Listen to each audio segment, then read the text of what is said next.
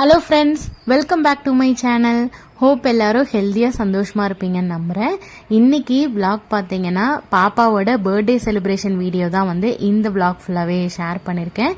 இப்போ தான் வீடியோவை ஃபஸ்ட் டைம் பார்க்குறீங்கன்னா வீடியோவை ஃபுல்லாக பார்த்துட்டு சேனல் பிடிச்சிருந்தா சப்ஸ்கிரைப் பண்ணி சப்போர்ட் பண்ணுங்கள்.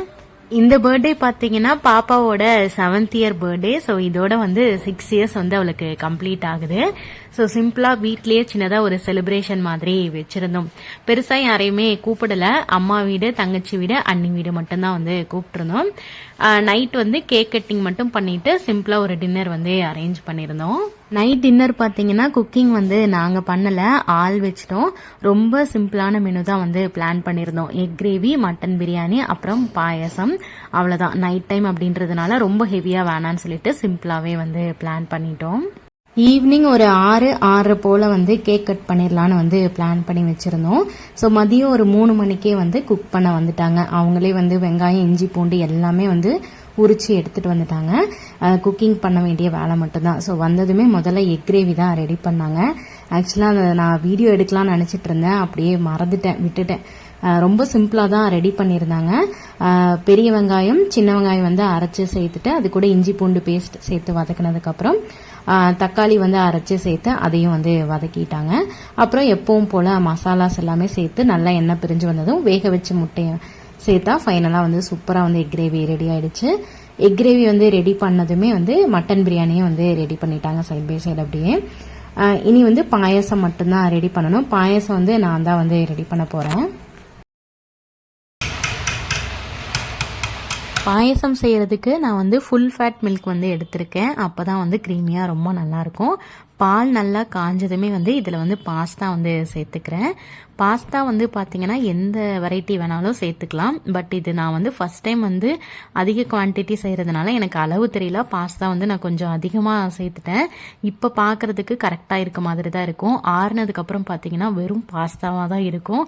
பால் அதில் ரொம்ப கம்மியாக இருக்க மாதிரி இருக்கும். அதனால பாஸ்தாவோட அளவு கம்மியாக சேர்த்துக்கிட்டாலே போதும். பாஸ்தா சேர்த்ததுக்கப்புறம் ஒரு 5 to 10 மினிட்ஸ்லேயே பார்த்தீங்கன்னா பாஸ்தா நல்லா வெந்துருச்சு. இந்த அளவுக்கு வெந்ததும் இப்போ நான் மில்க் மெய்டு சேர்த்துக்கிறேன். பால் 2 லிட்டர், தண்ணி 1 லிட்டர் அளவுக்கு சேர்த்துருக்கேன். மொத்தம் 3 லிட்டர் இருக்குது. அதுக்கு இந்த டின் அளவுக்கு மில்க் மெய்டு எனக்கு கரெக்டாக இருந்தது.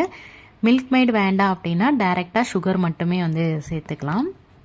மில்க் மெய்ட்லேயே பார்த்தீங்கன்னா ஸ்வீட்னஸ்க்கு தகுந்த அளவுக்கு சுகர் இருக்கும். பட் இருந்தாலும் அது மட்டுமே பத்தாது. ஸோ அது போக ஸ்வீட்னஸ்க்கு தேவையான அளவுக்கு சுகர் நான் சேர்த்துருக்கேன். இப்போ பார்த்தீங்கன்னா நான் குங்குமப்பூ ஒரு 10 மினிட்ஸ் சூடான பாலில் போட்டு வச்சுருந்தேன். அதையும் உள்ளே சேர்த்துக்கலாம். வாசனைக்காக கொஞ்சமாக ஏலக்காய் தூள் சேர்த்துட்டு ஃபைனலாக முந்திரி திராட்சை நெய்யில் வறுத்து வச்சுருந்தேன். அதையும் சேர்த்துட்டோம் அப்படின்னா சூப்பராக பாயசம் ரெடி ஆயிடுச்சு. இது ஆறுனதுக்கப்புறம் ஃப்ரிட்ஜில் எடுத்து வச்சுட்டு நைட் சில்லுன்னு தான் சர்வ் பண்ண போகிறோம்.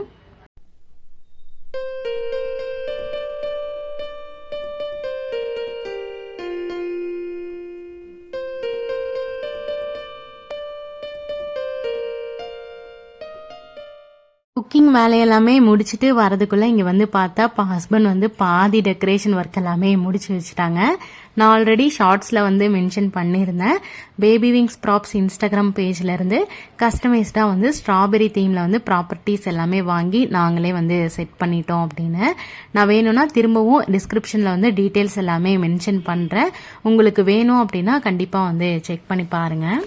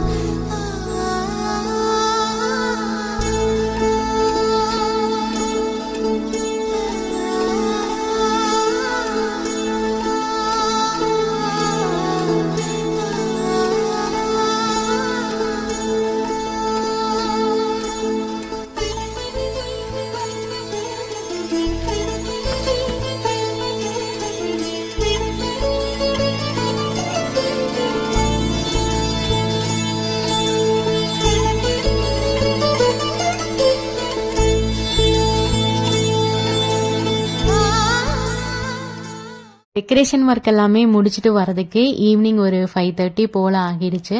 அதுக்கப்புறமா தான் வந்து நானும் ரெடி ஆகிட்டு பாப்பாவையுமே வந்து ரெடி பண்ணி விட்டேன்.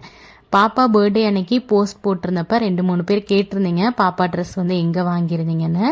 பெங்களூர் வந்து தீபாவளி ஷாப்பிங் வந்து போயிருந்தோம். அப்போ தான் வந்து இந்த ட்ரெஸ் வந்து வாங்கினோம். ரொம்ப நாள் ஆசை எனக்கு சில்வர் கலரில் வந்து பாப்பாவுக்கு வந்து ட்ரெஸ் போடணும் அப்படின்னு. கரெக்டாக இந்த கலர் வந்து செட் ஆச்சு. அதனால் பர்த்டேக்கே வாங்கிடலான்னு அப்போ வாங்கினது தான். எங்கள் வீட்டு குட்டீஸ் 2 பேருக்குமே ஒரே ஜாலி தான். ஹாப்பியாக வந்து டான்ஸ் ஆடிட்டு இருந்தாங்க. கரெக்டாக வந்து அம்மா வீடுமே வந்துட்டாங்க. பாப்பாவுக்கு தான் ஒரே சந்தோஷம். ஏன்னா வந்து அம்மா வீட்டுக்கு போகணும்னா அங்கே போனால் தான் எல்லாத்தையுமே பார்க்க முடியும். அவங்களே இங்கே வராங்க அப்படின்னோடனே எல்லாரையும் ஒரே இடத்துல பார்க்குறோன்னே அவளுக்கு ஒரே சந்தோஷம். ரொம்ப ஹாப்பியாக இருந்தா பாப்பா அன்னைக்கு.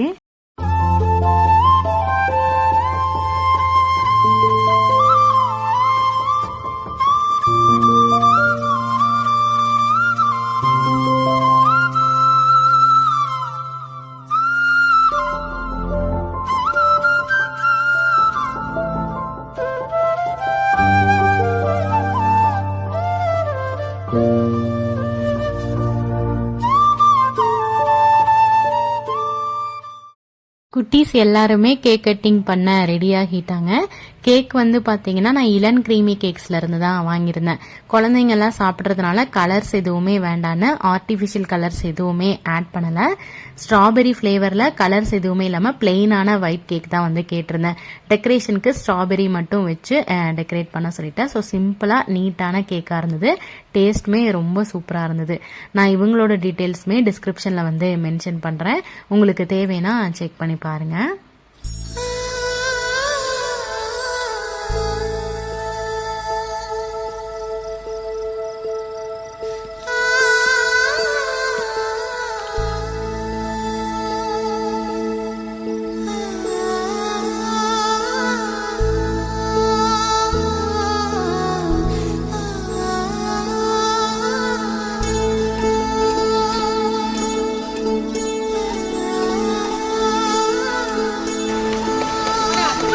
Happy birthday to you. Happy birthday to you. Happy birthday to you. Happy birthday to you.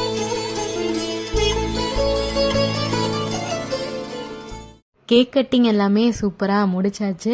ரொம்ப ஹாப்பியாக பாப்பாவோட பர்த்டே வந்து செலிப்ரேட் பண்ணோம். கேக் கட்டிங் பண்ணதுமே எல்லாருமே வந்து நைட்டு டின்னர் வந்து சாப்பிட வந்தாச்சு. எங்களுக்கு மட்டும் இல்லை, எங்கள் வீட்டு குட்டீஸ் எல்லாருக்குமே பிரியாணினா ரொம்ப பிடிக்கும். அதுவும் நான்வெஜ் பிரியாணினா சொல்லவே தேவையில்லை. ஸோ நைட்டு டின்னரை எல்லாருமே நல்லா திருப்தியாக வந்து சாப்பிட்டு முடிச்சுட்டு குட்டீஸ்க்கெல்லாம் வந்து பிடிச்ச பாட்டெல்லாம் போட்டு விட்டோம். நல்லா ஜாலியாக டான்ஸ் ஆடிட்டே வைப் பண்ணிட்டு இருந்தாங்க.